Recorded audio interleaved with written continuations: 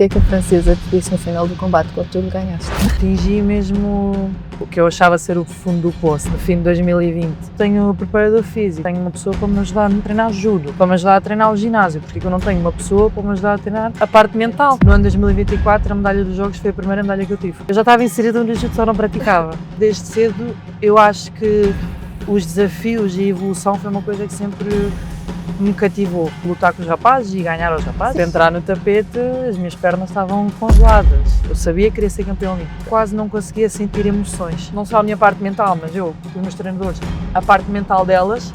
E isso aí acho que é um nível ainda mais avançado. Sim. Ela à minha frente a gritar, eu fechei os olhos e parece que meteram tipo uns tampões nos meus ouvidos. Eu nunca tinha sentido uma coisa daquelas na minha vida. Mas foi com ele que eu conheci a questão da imagética. Tens o mesmo trabalho de pensar, eu vou conseguir e eu não vou conseguir. Foi uma coisa que só consegui desbloquear também mais tarde. 3 da manhã eu não estava a dormir, estava a chorar, porque o cérebro não ouve aquele não, ele ouve a indicação. Então ele vai pegar na mão direita. Já pensei em desistir, com tantas lesões, com tantos altos e baixos. Aliás, eu estava fora e medalhei. E tens alguma técnica que possas partilhar? Dividir em tarefas até o próprio dia, ter uma lista como se fosse uma lista de compras. Neste momento eu não me imaginava a fazer outra coisa.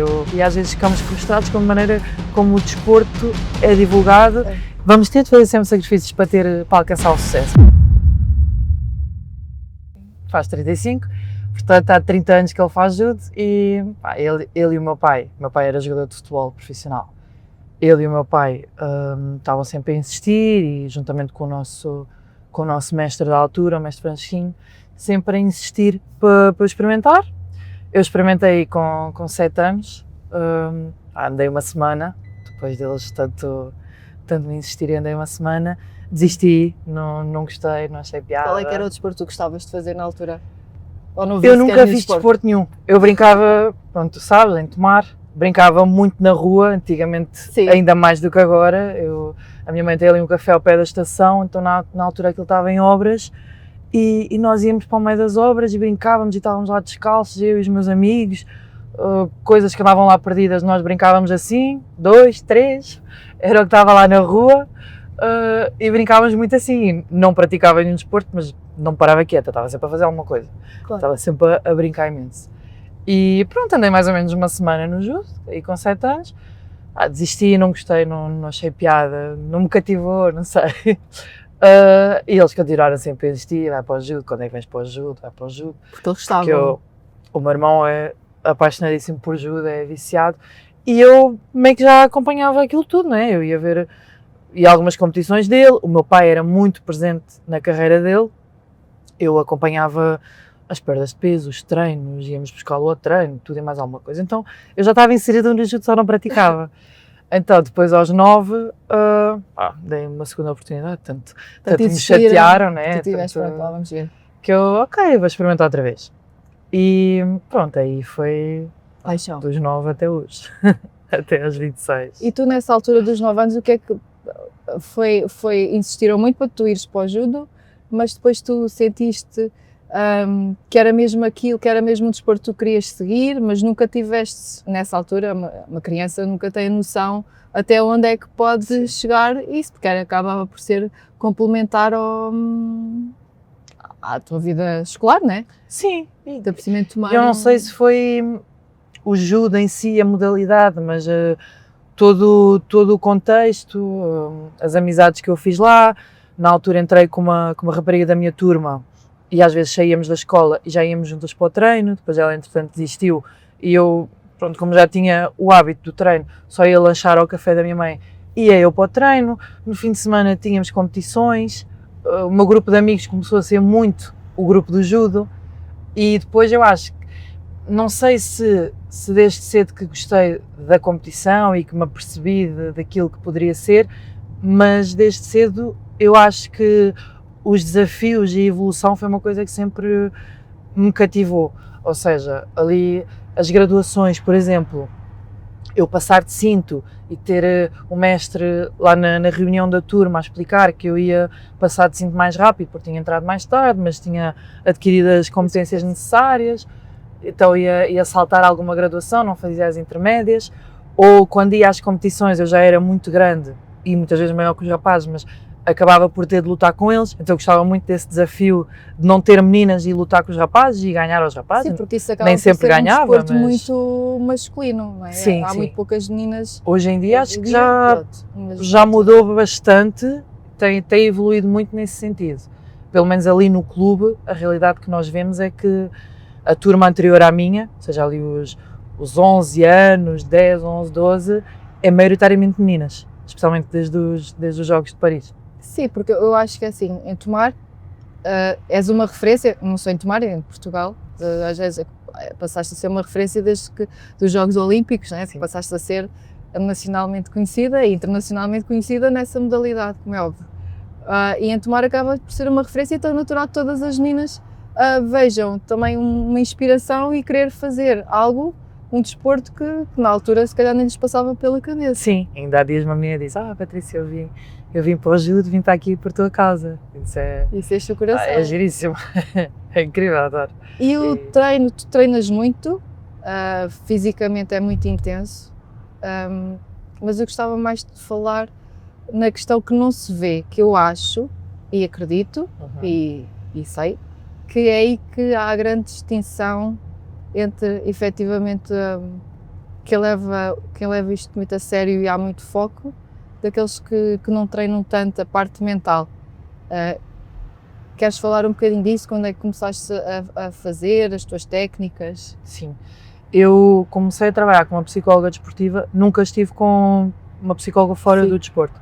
Comecei a trabalhar com uma psicóloga desportiva em 2021 porque atingi mesmo o que eu achava ser o fundo do poço na altura. No fim de 2020, estávamos a 9 meses dos Jogos de Tóquio e eu parti a perna e depois daquela recuperação que foi bastante complicado, eu ganhei muito peso, ganhei mais de 10 quilos num desporto que é com categorias de peso, porque eu refugiava muito na comida, tive muito tempo sem treinar, foi muito difícil recuperar a forma e quando decidi voltar a competir antes dos Jogos, 3 meses antes, lesionei a outra perna. Então foi ali um período muito complicado, eu já estava apurada para os Jogos, já tinha quase a certeza que matematicamente eu conseguia ir, só que já tinha o sonho de uma medalha olímpica, não é? Claro. E não estava a ter as condições físicas necessárias para trabalhar por ela. Então foi uma altura que eu vi que estava a ficar um bocadinho perdida e que não conseguia dar conta disso mentalmente sozinha. E foi aí que tentei quebrar um bocadinho aquele estigma e pensar se eu tenho preparador físico, se tenho uma pessoa para me ajudar a treinar judo, para me ajudar a treinar o ginásio, porque eu não tenho uma pessoa para me ajudar a treinar a parte mental.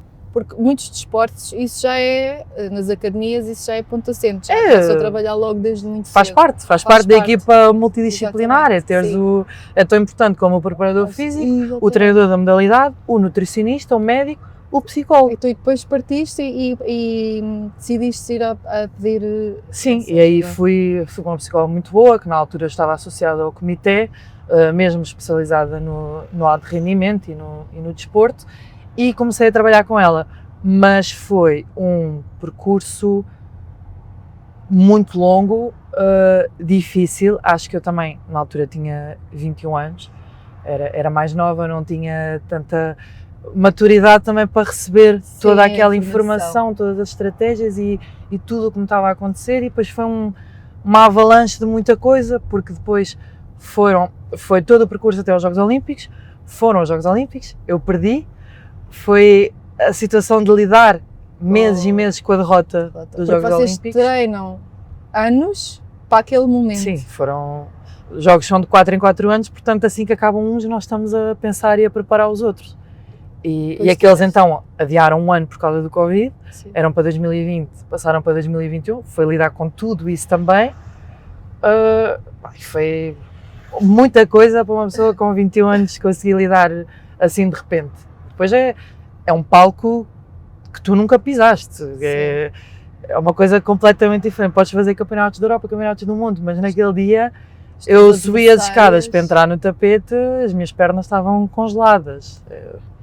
E pronto, aí eu comecei a trabalhar com ela, só que ainda não conseguia pôr em prática todas as estratégias.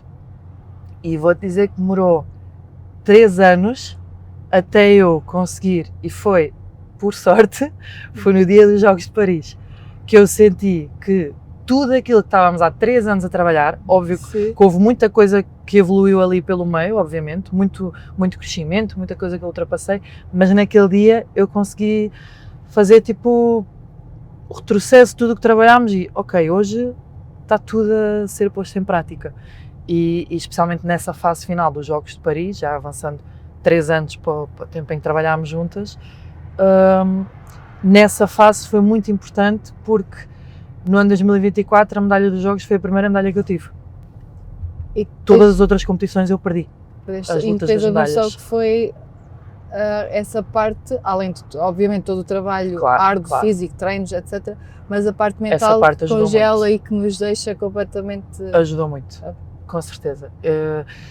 Óbvio que eu fiz um trabalho muito específico, fisicamente, taticamente, eu treinei imenso, especificamente para os Jogos Olímpicos, para cada adversário, para tudo. Mas havia coisas específicas que eu fiz muito com trabalho mental. Nós criámos algumas estratégias, por exemplo, de dissecar o dia da competição, e isso eu uso até hoje. Podes explicar um bocadinho mais como é que isso é, para quem está a ouvir? Sim, exatamente. Eu acho que isso se aplica a tudo na nossa vida. Eu costumo falar muito disto porque eu acho que se aplica a tudo. E no caso dali da competição era, ok, eu trabalhei 4 anos, trabalhei mais especificamente aqueles últimos 3 meses sem competição, só a treinar, para ser campeã olímpica. E eu sei que chega o dia, eu quero estar no primeiro lugar do pódio, se calhar já me imaginei no primeiro lugar do pódio, mas naquele dia eu não estou a pensar nisso, eu não acordo a pensar o primeiro lugar do pódio, eu acordo a pensar em tudo aquilo que eu tenho de fazer até chegar lá. Eu não penso no objetivo final, porque já pensei nisso a minha vida toda. Eu vivi para os Jogos. Posso dizer que o fundo do meu telemóvel eram as medalhas, assim que saíram as imagens, eu meti como fundo de telemóvel, a passe do meu telemóvel era Paris 2024, para estar constantemente a escrever aquilo e a pensar naquilo. Eu sabia que queria ser campeã olímpica, mas no dia que acordei para os Jogos, pensar, neste dia, qual é a minha lista de tarefas, o que é que eu tenho de fazer? Acordei, ok, tenho de tomar este pequeno almoço, que é sempre o mesmo, para não haver variações e tal. Dia de competição, sempre o mesmo pequeno almoço. Aquecimento, o que é que eu tenho de fazer no aquecimento? Conheço a pessoa do primeiro combate, estratégia para o primeiro combate, e assim, combate a combate. E eu acho que trabalhei de uma forma a estar tão focada nestas tarefas, que no dia dos Jogos eu quase não conseguia sentir emoções. Sentia-me tipo em modo de robô a cumprir tarefas. Avança um combate, ok, não dá para haver muitos picos de felicidade nem de tristeza. Porque eu sei que vou ganhar, é possível que perca. Exato. Depois perdi a meia final, ok, mas não dá para estar aqui a chorar e a viver a emoção. Vamos continuar, modo luta, já pensar no próximo combate.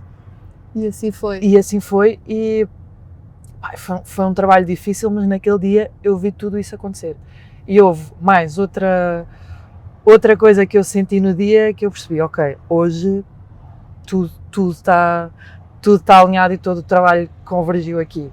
Que foi, eu sabia que ia lutar, passando o primeiro combate, ia lutar com a francesa. Nós estávamos em França, ela estava em casa, só há um atleta feminino e um masculino por país, por dia. Então eram placares gigantes com a cara dela, as pessoas com a cara dela gigante, a gritar. Nós passámos pelo corredor para ir para o combate, sentia-se as pessoas a correrem pelo corredor, a irem se sentar para gritar pelo combate.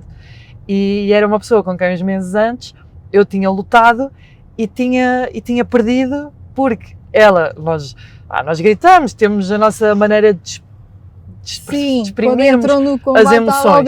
E ela gritou na minha cara e eu encolhi-me toda e fiquei nervosa e não consegui pensar e fiz um monte de porcarias que não era suposto e acabei por perder o combate. E eu comentei isto com a minha psicóloga, disse, ela fez-me isto e não sei o quê. Ok, a Patrícia já sabe que ela vai fazer isso, mas tudo amplificado, porque vamos estar na casa dela. Ok, ela fez isso e está tudo bem, estás a fazer o que tu tens de fazer, eu vou fazer o que eu tenho de fazer. E aí foi a parte mental e a parte tática, porque nós conseguimos estudar muito bem também, não só a minha parte mental, mas eu, com os meus treinadores, a parte mental delas, e isso aí acho que é um nível ainda mais avançado, que é, tu fazes no primeiro ataque assim, o treinador dela vai ralhar. E que foi mesmo assim. Consegue-se planear. Já aconteceu em combates anteriores. Tu vais fazer assim, vais caçar a manga primeiro, vais fazer desta forma. O treinador dela vai começar a ralhar, ela vai começar a ficar nervosa, é aí que tu tens a tua oportunidade. E foi isto Exatamente literalmente que aconteceu. E antes de entrarmos para o combate, estava um barulho ensurdecedor, os franceses a gritar horrores, e nós ali na entradazinha, para ir para o caminho para o combate, eu estava a olhar para a frente, ela à minha frente a gritar, eu fechei os olhos e parece que meteram tipo uns tampões nos meus ouvidos. Simplesmente o som do pavilhão todo abafou. Pá, ainda ouvia qualquer coisa, mas o som abafou. Eu estava tão... Concentração máxima. Concentração máxima. Eu nunca tinha sentido uma coisa daquelas na minha vida. E foi aí que eu percebi que, ok, isto hoje... Ou seja, isto acaba por ser tudo na nossa vida. O ruído que está à nossa volta acaba por nos abafar a todas as nossas tarefas, que acabamos por perder o foco. Exatamente. E é muito difícil este trabalho de tu fazeres o contrário, de tu abafares o ruído para te concentrares naquilo que tu tens de fazer. Uma concentração máxima, ainda por cima com essa pressão toda na casa dela, em Paris, a lutares contra a francesa, ela já te ter derrotado. Ou seja, eu acredito que se não tivesses essa parte psicológica, obviamente que... Sim. Terias logo abaixo, não pela parte tática, mas sim, porque isso estava lá tudo, mas era preciso ter essa parte, essa dureza mental. A questão de irem além do teu trabalho mental, ainda irem ver o comportamento dela, sim, e irem à tática dela, sim, e como é que ela reage ao stress do treinador. Eu acho que isso é mesmo o passo. É mesmo o passo. É um nível, é um passo à frente, é mesmo. Que é ok, trabalhas a tua, sim, mas sim, além sim. disso ainda tens que aproveitar a fragilidade dela naquele momento, que é para dares ali a volta. E é uma coisa que eu começo a reparar agora, porque antes de... Isso foi muito dos treinadores, a minha psicóloga fala muito mais diretamente a mim, e os meus treinadores, pronto, como estão presentes também no combate, sim, conseguem ouvir a parte do outro treinador, conseguem ler também a reação das outras. Então isto foi um trabalho muito multidisciplinar, foi muita gente a trabalhar para isto. E o teu treinador é o teu irmão? Sim, tenho o meu irmão e tenho o treinador nacional, o Marco, que também já me acompanha, já é meu treinador desde 2014. Portanto... E então eles irem acompanhando essa evolução de derrota a derrota a derrota, e depois agora é só vitórias. Depois, em todos os Jogos Olímpicos, foi Campeonato da Europa, Mundial. Sim. Já é um longo percurso. Isto é muito engraçado, desde porque 14 anos. Esta questão de não desistires e de ir trabalhando continuamente, o foco, a parte mental, dá-te quase que ali, foi como tu disseste, tipo, destrancar, e a partir daí tipo, é só somar, só vitórias, conquistas. Sim, sabendo que vou ter sempre as derrotas, não é? Sim, mas aprendendo a lidar muito melhor com elas, percebes? E as lesões, óbvio que é assim, mesmo a parte mental, eu acho que é tal e qual a parte física, é uma coisa que tu não és estanque, tu trabalhaste agora e está trabalhado. Não, é uma coisa que tu tens de estar constantemente a trabalhar, e eu tenho percebido isso pela prática, que ok, eu trabalhei isto tudo, depois a seguir aos jogos tive aquele conflito mental de pensar, será que este nível eu senti porque eram os Jogos Olímpicos e agora eu não vou conseguir reproduzir isto nas outras provas, e estava com medo de voltar a competir por não ter a certeza se ia sentir isso, mas depois a seguir voltei a competir, fiz o Campeonato Nacional e fui logo para o Japão. A prova internacional em que decidi voltar foi no Japão. E naquele dia eu senti-me a reviver as coisas dos jogos, o nível de foco, o nível de concentração, estava tudo muito alinhado. E aí eu percebi, ok, isto é a atleta que eu sou agora, é a atleta que eu consegui construir e que vou continuar a trabalhar para manter. Não foi um caso único, é aquilo que eu estou a conseguir construir. E isso foi projetado por ti? Ou seja, tu projetas a Patrícia que vai estar naquele campeonato, porque tu sabes os campeonatos que vais ter, tu começas a trabalhar mentalmente essa questão? Não foi construído só por mim, como eu tenho dito, é todas as pessoas que fazem parte deste trabalho, e às vezes até pessoas que não têm as qualificações ou as habilitações, mas todas elas dão um bocadinho. A técnica de visualização que tu fazes, tipo, do fecha dos Sim, olhos. isso, eu descobri isso através do meu irmão, porque há muitos anos atrás, ele é muito curioso, pesquisa muito e tenta saber um pouco de tudo para nos ajudar, não percebe só do treino, só do judo, tenta perceber minimamente da fisioterapia, da nutrição e já começa a querer saber também desta parte mental, também já começa a perceber a importância disso. Apesar de remeter, no meu caso, ele já remete muito para os profissionais indicados, cada macaco no seu galho. Exatamente. Mas foi com ele que eu conheci a questão da imagética, que era ele ainda na turma, no treino, deitava-nos todos no tapete, e isto há mais de 10 anos. Deitava-nos todos no tapete, agora quer, assim na véspera das provas, quer que imaginem este combate, este adversário, vocês é que imaginam o que é que está a acontecer. E eu recuperei isso há uns anos atrás, voltei a fazer muito por mim, às vezes até estou em treinos, faço muito isto nas corridas longas ou quando estou a fraquejar um bocadinho e preciso de um alento, de uma motivação extra, começo não só a rever combates meus para trás, mas a imaginar os meus combates. E eu acho que imagino de forma tão complexa e hoje em dia tenho tanta consciência de tudo o que pode acontecer que eu imagino-me a cair, imagino-me a projetar, já me imaginei a perder, mas raramente. Sim. Mas imagino-me a cair e a dar a volta ao combate, ter ali uma dificuldade, ou às vezes a ganhar em 5 segundos.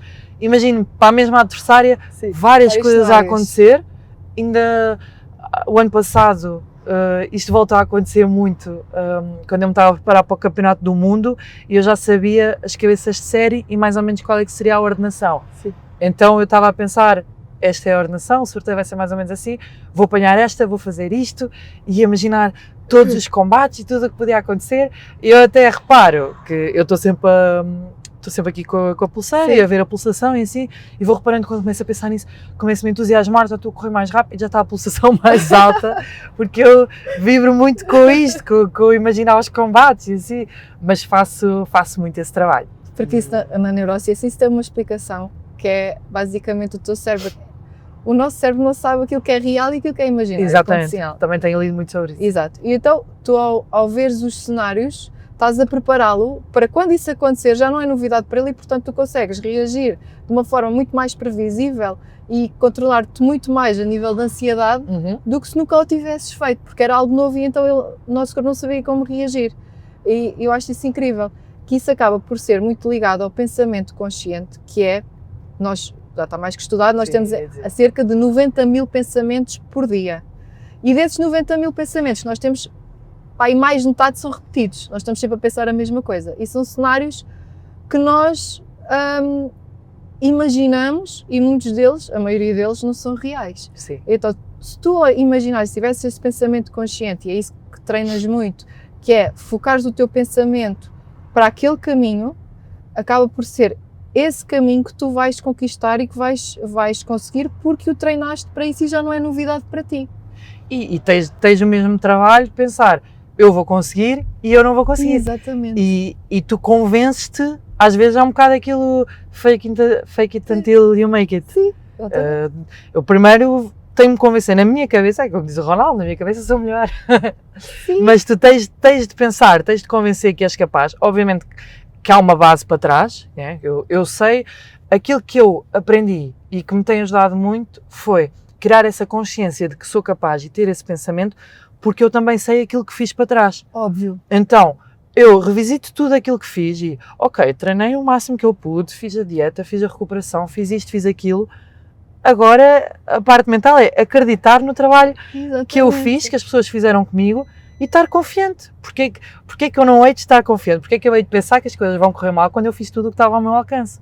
Porque é mesmo isso. Não é ser convencida, não é achar que eu sou a melhor, mas realmente eu tenho de achar que sou a melhor. E eu tenho de acreditar que eu sou capaz. Por isso é que trabalhas tanto. Exatamente. Assim não fazia sentido nenhum. Eu agora começar a visualizar e imaginar-me eu a maior judoca quando nem sequer nem sei judo, nem treino, nem tenho, não é? Isso, Porque às vezes as pessoas, a visualização, isso nunca, essas coisas não acontecem, porque não é assim Tem automático. de ter um fundamento, obviamente, exatamente. Só fazer, é mais um elemento daquilo que tu fazes, que é se treinas tanto fisicamente, se treinas tanto tática, tens uma alimentação super regrada, então não podes esquecer a parte mental, que é uma das partes também muito importantes, fundamental que nós para dizemos não que bloquear. É o 1% que é de ser bom para ser muito bom e depois a ser o melhor, ser excelente. Exatamente. E é este 1% que faz diferença.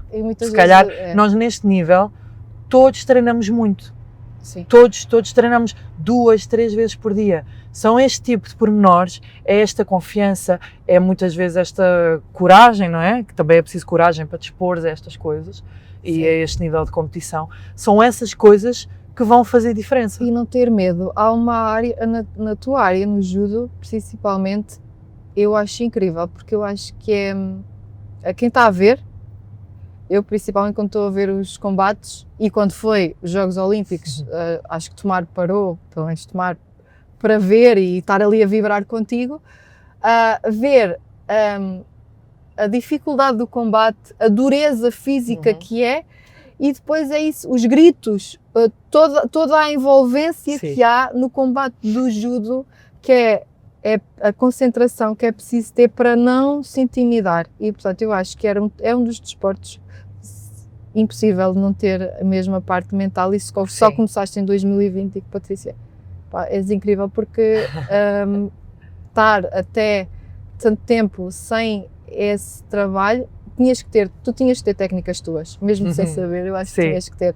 tinhas mesmo essa do medo foi uma coisa que só consegui desbloquear também mais tarde, e que percebi que o ter medo de falhar é o que te impede realmente de concretizar as coisas.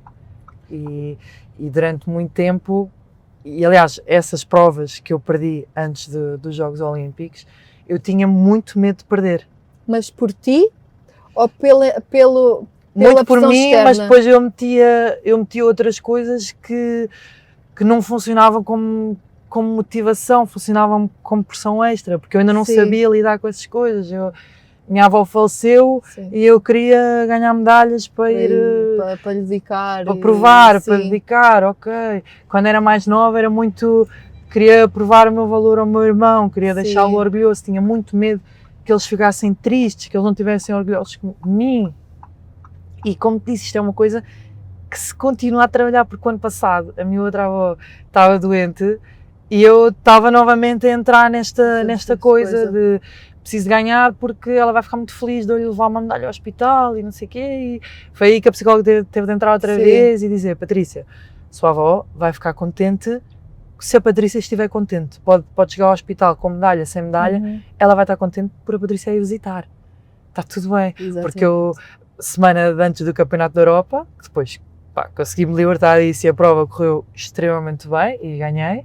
Mas a semana antes eu estava lá e 3 da manhã eu não estava a dormir, estava a chorar, porque era a tristeza da minha avó estar internada e era, ok, tipo, tenho que ser campeã da Europa, disse à minha avó que quer ser campeã da Europa e quero levar-lhe lá a medalha ao hospital, e depois entro nesta coisa do medo de perder e eu aprendi também que há muito, tu não podes pensar, não podes meter na tua cabeça, eu não vou perder, eu não quero perder.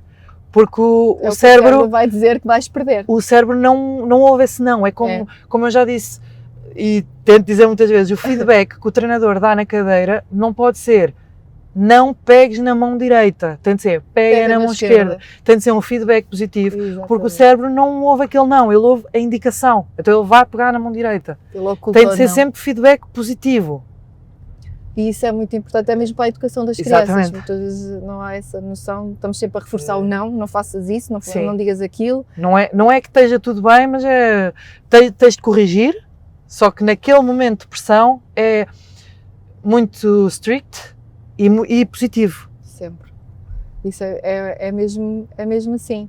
Porque se nós estamos a pensar no nosso dia-a-dia, quando dizes não comas isso, não podes, imagina, estás em dieta. Olha, não comas gomas. É mesmo as gomas que tu estás a pedir. Então, que é fruto proibido. É mesmo aquelas. Eu acredito que isto, em qualquer coisa, seja assim. Lideras uma empresa. É mesmo Tu sabes assim. isso melhor que eu. Lidar É com as coisas dar mesmo assim. feedback positivo, dizer aquilo que estão a fazer bem, ok. Assinalas no treino, obviamente tens de assinalar Sim. o que se está a fazer mal e o que se tem de melhorar. Mas tu também tens de dizer o que é que se está a fazer bem para a pessoa continuar. E para O ficar atleta, motivado. exato, o atleta precisa de ouvir também o que é que está a fazer bem, porque às vezes Sim. há alturas em que só ouvimos o que é que estamos a fazer mal, pá, então o que é que eu ando aqui a fazer? É verdade. Não faço nada de jeito. É, e desmotivas. E vem outra vez os medos. Sim, E o medo de exatamente. falhar e o medo de não corresponder às expectativas. Então e agora, quais é que são os desafios futuros? Agora, recuperar bem esta lesão, Onde é que foi a lesão? Foi como? Como é que queres contar um bocadinho como é que isso foi terrível? rasguei o ligamento do joelho, fiz um arrancamento No treino. ósseo, sim. Caíram-me de lado, em cima do joelho. Pá, e pronto, faz hoje 9 semanas. A previsão são 3 meses para estar a treinar. Portanto, daqui a umas 3 semaninhas estou a fazer judo. E depois é ir com calma, recuperar a forma. Mesmo assim já me sinto a Sim. treinar bastante bem, apesar de não estar a fazer judo. E no final de agosto quero fazer uma competição. Antes de outubro lutar o Campeonato do Mundo. Voltar para o Campeonato do Mundo. Sim, voltar logo nos grandes palcos, mas é assim. E as adversárias são as mesmas? É assim, isto é um ciclo novo, começam a aparecer raparigas novas. Sim. Algumas desceram de categoria, outras subiram, outras são realmente novas e estão a começar agora o circuito. Portanto, há muitas das antigas com que eu já andava a lutar e também só estou parada há 2 meses, portanto, até fevereiro eu lutava com elas.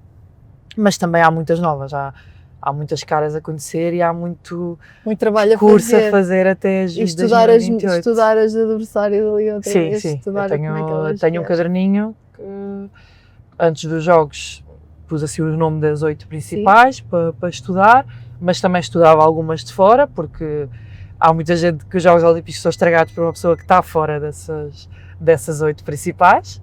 Aliás, eu estava fora e medalhei. Portanto, Estavas? sim, eu estava fora. Eu queria, inicialmente, acreditámos que eu conseguia ir como top 4, depois fui tendo lesões, as coisas não foram correndo tão bem, acabei por ir como 10ª, portanto nem estava nas 8 de cabeças de série. Mas pronto, tenho também um caderninho que nos estágios aponto todas as minhas lutas, lutei com esta e aponto aquilo que eu fiz bem, aquilo que fiz bem deu pontuação, não deu, ela reagiu desta forma, o que é que ela fez também. Já dizia Sun Tzu, Arte da Guerra, conhece o teu inimigo. Exatamente. Então aponto também o que elas fazem, aquilo que eu faço menos bem, aquilo que preciso de treinar mais. Então tenho um caderninho onde vou apontando isso de estágio para E és estágio. tu que tens a noção, quando estás a lutar, tens a noção e vais escrever, ou o treinador também te dá o feedback? O treinador também ajuda muito. nessa Muitas parte? vezes está o treinador nacional e o meu irmão está cá em Portugal, então essas anotações também servem para eu passar todos os dias ao meu irmão aquilo que eu estou a fazer e para ele depois fazer as correções Sim. mediante o que está escrito. O treinador nacional também conversa muito com ele e passa o feedback dele, mas todos juntos depois fazemos a avaliação de tudo De aquilo tudo. que estamos a fazer. Tudo o que fazes. E a psicóloga acompanha-te quando tu vais para fora, para campeonatos, ou não falas com ela tipo virtualmente? Falo virtualmente. Agora não estamos, até confesso que não estamos a fazer um acompanhamento tão Tadinha. seguido, porque por questões burocráticas também. Ela trabalhava para o comitê, entretanto já não trabalha, e fizemos o acompanhamento certinho até Paris, e depois disso, pronto, sempre que eu preciso de falar com ela, ela está disponível. Então, muitas vezes antes das provas, eu digo, olha, posso Sim. telefonar, então fazemos ali uma videochamada, até em outras questões, por exemplo, domingo aconteceu qualquer coisa e eu preciso muito falar com ela. Sim, ela está Já saiu de casa às 8 da manhã de um domingo para vir falar comigo e para me ajudar. Está sempre muito presente, não sendo agora um acompanhamento tão contínuo, ela continua sempre presente quando eu necessito. E ela fez uma coisa ótima que não foi dar o peixe, foi ensinar a pescar. Ela ensinou-me muitas estratégias que eu consigo usar até hoje e obviamente continuo a precisar de falar com ela porque pronto, isto é constante e é entendida ela. Não é? Somos pessoas, estamos sempre a nossa cabeça sim, nunca estamos para. em constante mudança e decresce. E tens alguma técnica que possas partilhar? Já falaste daquela da visualização que aprendeste com o teu irmão. essa questão de apontar, que acredito também seja uma estratégia, apontar tudo das tuas adversárias. Sim. o Eu vais acho que fazer. aquela que eu costumo falar mais e que para mim é a mais importante para a gestão da ansiedade e para manter o foco Sim. foi aquela que eu te disse das tarefas. Já preparares o teu cérebro para tudo o Sim. que vai acontecer E eu ou que pode acontecer. tento passar isso para a vida Para a tua vida fora do dia a dia. judo. Sim, Tipo, dividir em tarefas, até o próprio dia, ter uma lista como Sim. se fosse uma lista de compras. Neste dia fazer isto, ou mesmo para a semana, Para não durante a te semana estressares. eu tenho isto. E dar um check. E eu faço tarefas pequeninas, porque imagina, meteres uma grande tarefa, se tu Sim. não cumprires essa tarefa, tu vais frustrada. vais te sentir sempre chateada e frustrada Sim. porque, ok, tinha isto para fazer e não fiz. Mas se tu dividir essa tarefa em 10, Já vais tipo, fazendo. imagina pensar, tenho que me vestir. Ok, não me vesti toda, falhei na tarefa que eu tinha. Exatamente. Mas se for, tenho que pôr as meias, tenho que pôr o casaco, tenho que pôr não sei o quê. Já vais. Ok, eu falhei e vim sem meias, mas eu fiz todo o resto. Sim, Então isso acaba por ser Ajuda. motivador também, não é? Não, Claro. não falhaste por completo. não, é mesmo isso. E ajuda-te a não desfocar. Sim, E- sim. E tens muito ordenado também, porque isto é uma vida que é necessária muita organização, então é preciso também ter ordenado tudo aquilo que tenho de fazer. E é muito sacrifício, principalmente na alimentação. Não? Sim, Eu acho. aí é um Sim. bocadinho. Então É quando preciso mesmo quando chegamos perto das focada. provas, piora. Ainda hoje fui à nutricionista e a coisa vai ter de apertar um bocadinho. Proteína, Mas- ovos mexidos. Sim. Mas eu gosto muito e neste momento eu não me imaginava a fazer outra coisa. Eu, para além dos objetivos que tenho, eu sou muito apaixonada pelo que faço e acho que é uma das coisas que me ajuda a ter sucesso é que mesmo às vezes que obviamente já pensei em desistir, então com tantas lesões, com tantos altos e baixos, isso passa pela cabeça de alguém, das pessoas. Mas eu lembro-me do quão apaixonada eu sou pelo que eu faço. E eu estou há 2 meses sem fazer judo, eu sinto muita falta. Sinto E- falta de vestir um Sim. kimono, sinto falta de estar no tapete, estar a fazer os movimentos. Eu voltei dos jogos e estava cansadíssima. Eu disse, antes disso eu dizia, quando passarem os jogos, eu vou estar até 2026 sem vestir o fato. Não, até 2025. Até 2025 sem vestir o fato. Foram em agosto, vou estar aqueles 4 meses só, faço outras coisas. Eu cheguei na semana a seguir, havia um estágio, eu fui treinar. Disse, ai, estou tão feliz, gosto tanto de fazer judo. É porque é mesmo aí que tu. É a minha paixão, é mesmo. Porque além disso ainda estudas. Sim, estou a acabar, agora estou a aproveitar que estou em Lisboa para ir mais às aulas, ainda estou a acabar a licenciatura em Ciências da Comunicação. E o que é que queres fazer? Imaginas-te assim, já Assim, noutra eu fase? gosto da parte da comunicação, até gosto. Não sei se me via a ser jornalista, Sim. mas a comunicar desporto de alguma forma. Nós como atletas reclamamos muito e vemos muito às vezes o desporto a ser divulgado de uma maneira que nós não Uhum. gostamos, de uma maneira não tão positiva, aquela coisa do perdeu a final, Sim. perdeu o ouro, perdeu o bronze, pronto, e às vezes ficamos frustrados com a maneira como o desporto é divulgado. É. E eu sentia muito, eu acho que estou sempre a achar que eu tenho alguma missão no mundo. Sim. Todos E eu temos. sentia, exato, Eu acho que e eu sentia que podia ter Sim. essa missão de Sim. melhorar a divulgação do desporto e a comunicação do desporto. Então talvez seja uma coisa que eu possa- vejas a fazer, que eu sim. possa fazer, mas também tenho descoberto que esta paixão e esta adrenalina como atleta, tenho descoberto que consigo sentir isto como treinadora. De vez em quando participo um sim. bocado como treinadora, dou umas aulas, acompanho uns minutos, estou a fazer agora o curso de treinadora também, então também estou a descobrir isso e sei lá, eu acho que eu tenho tantos projetos e gosto de estudar tanta coisa para no dia em que eu decidi terminar a carreira como atleta, eu Tens sentir, muitas tenho coisas. estas opções e eu posso escolher aquilo que me vai fazer feliz, porque eu estou habituada a fazer aquilo que me faz feliz. Eu acho que uma pessoa só é boa naquilo em que se sente feliz a fazer. Sim, porque Ok. sacrifícios vão existir sempre. Sempre. Vamos ter de fazer sempre sacrifícios para alcançar o sucesso, vai ser sempre difícil.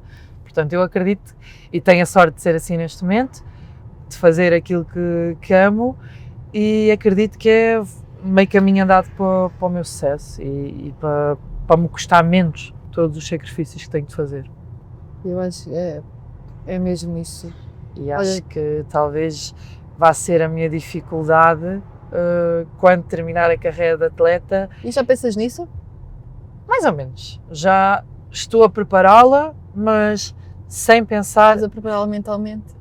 Eu estou a prepará-la mentalmente e fisicamente, ou seja, na prática. Sim, porque nós falamos mentalmente, ter as ferramentas. A parte física também. Estou a preparar as ferramentas para não terminar a carreira e de repente estou de mãos atadas, estou sem recursos, sem saber o que fazer. Não, eu quero ter as opções, só que tenho medo de não encontrar algo que me faça sentir tão preenchida e tanta adrenalina e tanta conquista como o judo me faz sentir. Acho que esse vai ser o meu desafio, mas eu tenho certeza que vou encontrar alguém assim, algo assim. A competição gera, obviamente, uma adrenalina e liberta-te uma dopamina que te vicia, digamos assim, não é? Sim. E depois de acabar. Pois é isso, é o medo de arranjar alguma coisa. É uma vida muito diferente, muito individual, chega a ser um bocadinho solitária e egoísta, porque tu estás a fazer tudo, tu tens de tomar todas as tuas decisões em prol do teu sucesso, em prol da competição. Podes ter de abdicar de coisas de família, tens de ter a sorte de ter uma família que compreenda, uns amigos que compreendam, e tens de tomar todas essas decisões, às vezes relações, tudo isso, passas metade do ano a viajar, tens de pensar que tudo isso está a fazer pelo teu sucesso e é só pelo teu sucesso, é só para tu ganhar as competições. Então meio que acaba por ser um bocadinho egoísta e depois quando sais disto vais viver outras coisas, não é? Como é que é essa sensação? Tu recebeste a medalha do Comendador do Presidente da República. Sim.